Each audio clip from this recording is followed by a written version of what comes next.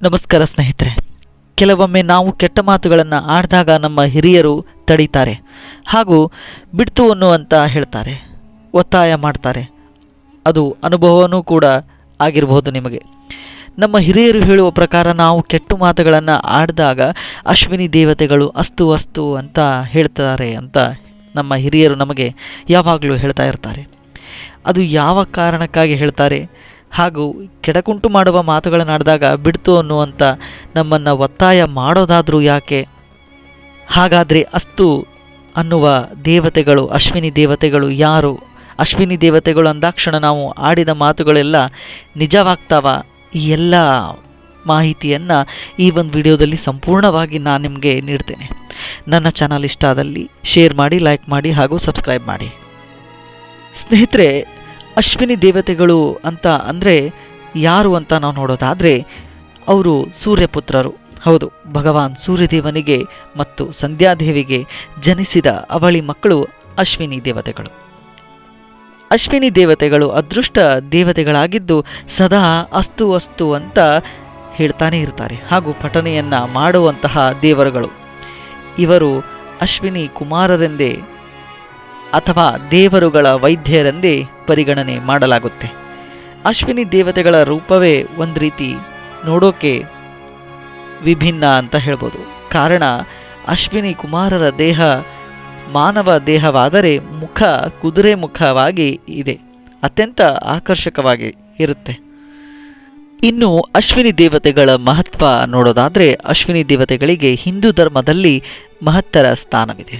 ಮುಸ್ಸಂಜೆ ಸಮಯದಲ್ಲಿ ಅಂದರೆ ಸೂರ್ಯ ಮುಳುಗುವುದಕ್ಕಿಂತ ಮುಂಚೆ 24 ನಿಮಿಷ ಹಿಂದೆ ಅಶ್ವಿನಿ ದೇವತೆಗಳು ಆ ಸಮಯದಲ್ಲಿ ಸಂಚಾರವನ್ನು ಮಾಡ್ತಾರೆ. ಹೌದು, ಚಿನ್ನದ ಕುದುರೆಯಲ್ಲಿ ಸಂಚಾರವನ್ನು ಮಾಡ್ತಾರೆ.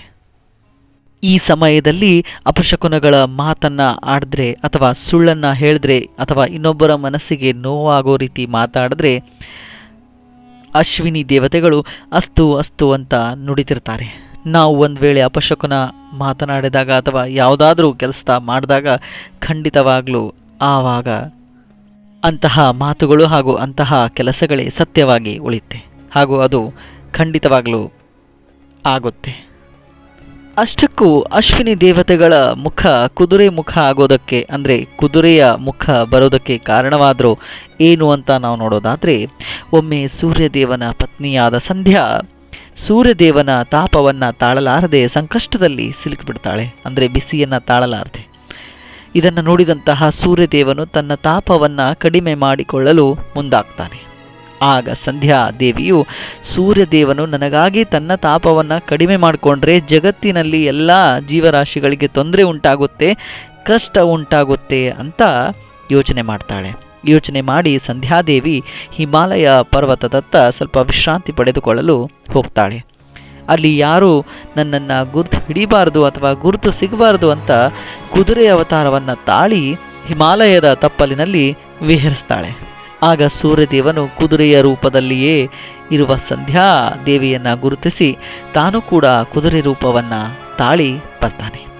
ಅಶ್ವಗಳ ಅವತಾರದಲ್ಲಿ ಇವರಿಬ್ಬರ ನಡುವೆ ನಡೆದ ಮಿಲನದ ಸಂಕೇತವಾಗಿ ಜನಿಸಿದಂತಹ ಮಕ್ಕಳೇ ಅಶ್ವಿನಿ ದೇವತೆಗಳು.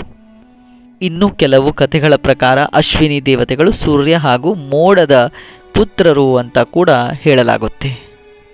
ಆದರೆ ಅಶ್ವಿನಿ ದೇವತೆಗಳ ಜನನ ಸೂರ್ಯ ಹಾಗೂ ಸಂಧ್ಯಾದೇವಿಯ ಮಿಲನದಿಂದ ಹುಟ್ಟಿದ್ದಾರೆ ಅನ್ನೋದು ಕೂಡ ಹೆಚ್ಚು ನಂಬಿಕೆಯಲ್ಲಿರೋ ಮಾಹಿತಿಯಾಗಿದೆ. ಸ್ನೇಹಿತರೆ, ನಮ್ಮ ಹಿರಿಯರು ಹಿಂದಿನಿಂದ ಹಾಗೂ ಹಿಂದಿನ ಕಾಲದಿಂದ ಕೆಲವೊಂದು ಮಾತುಗಳನ್ನು ನಮಗೆ ಹೇಳಿರ್ತಾರೆ. ಅಸ್ತು ದೇವತೆಗಳು ಅಸ್ತು ಅಸ್ತು ಅಂತಿರ್ತಾರೆ, ಯಾವುದು ಕೆಟ್ಟು ಮಾತನಾಡಬೇಡ ಹಾಗೂ ಕೆಟ್ಟ ಕೆಲಸಗಳನ್ನು ಮಾಡಬೇಡ ಅಂತ ಹೇಳಿರ್ತಾರೆ. ಆದರೆ ಅಸ್ತು ದೇವತೆಗಳು ಯಾರು, ಅಸ್ತು ದೇವತೆಗಳ ರೂಪ ಏನು ಹಾಗೂ ಅಸ್ತು ದೇವತೆಗಳು ಜನನ ಹೇಗಾಯಿತು ಹಾಗೂ ಅಸ್ತು ದೇವತೆಗಳು ಸಂಚಾರ ಯಾವ ರೀತಿ ಮಾಡ್ತಾ ಇರ್ತಾರೆ ಅನ್ನೋದು ಎಲ್ಲ ಮಾಹಿತಿಯನ್ನು ಈ ಒಂದು ವಿಡಿಯೋದಲ್ಲಿ ಸಂಕ್ಷಿಪ್ತವಾಗಿ ನಾನು ನಿಮಗೆ ತಿಳಿಸಿದ್ದೇನೆ. ಮುಂದಿನ ವಿಡಿಯೋದಲ್ಲಿ ಹೊಸ ಮಾಹಿತಿ ಜೊತೆಗೆ ಹೊಸ ಒಂದು ಇತಿಹಾಸವನ್ನು ತಗೊಂಡು ನಾನು ಮತ್ತೆ ಬರ್ತೇನೆ. ಮತ್ತೆ ಸಿಗೋಣ. ಧನ್ಯವಾದಗಳು.